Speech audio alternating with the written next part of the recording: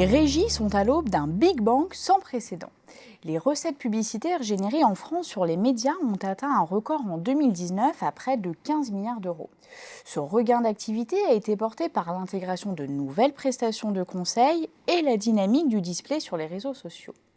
Si les dépenses des annonceurs étaient jusqu'alors davantage captées par Google et Facebook, l'équilibre concurrentiel est sur le point d'être chamboulé. La révision en 2020 de la réglementation sur la publicité à la télévision donnera aux régies TV françaises, c'est-à-dire TF1, M6, Altice et Canal+, les moyens de mettre fin à cette domination sans partage. Au-delà, la publicité segmentée et personnalisée à la télévision transformera en profondeur les équilibres établis au détriment des radios et de la presse écrite. Selon l'étude Xerfi Precepta, le jeu concurrentiel se dessine désormais autour de 4 ensembles stratégiques. Les régies centrées sur la donnée, comme Google et Facebook, les régies centrées sur le contenu, comme Le Monde et France Télévisions, les régies hybrides, comme TF1, Altice et Amazon, et les acteurs sur la défensive, tels SIPA, Ouest France et Energy Group. Des mouvements de repositionnement sont à attendre au regard des défis posés à la filière, comme la détérioration de l'efficacité publicitaire ou la médiocre qualité des données.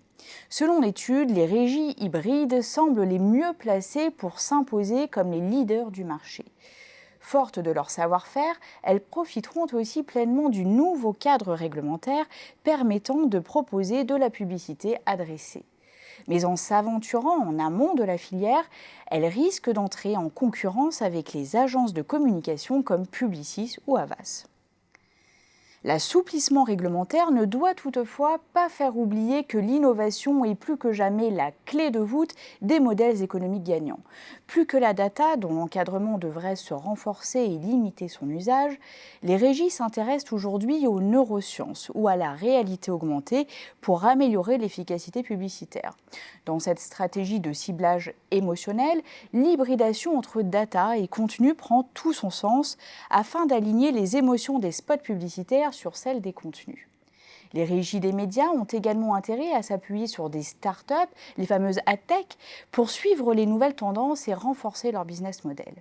Le groupe TF1 va même plus loin avec la création de son propre programme d'incubation de start-up destiné à accompagner sa transformation digitale.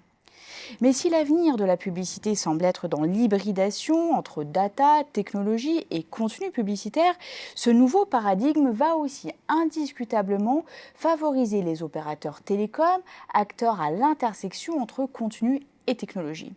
Aux États-Unis, des groupes comme AT&T mettent déjà en place des business units dédiés à la publicité et qui mêlent médias et start-up.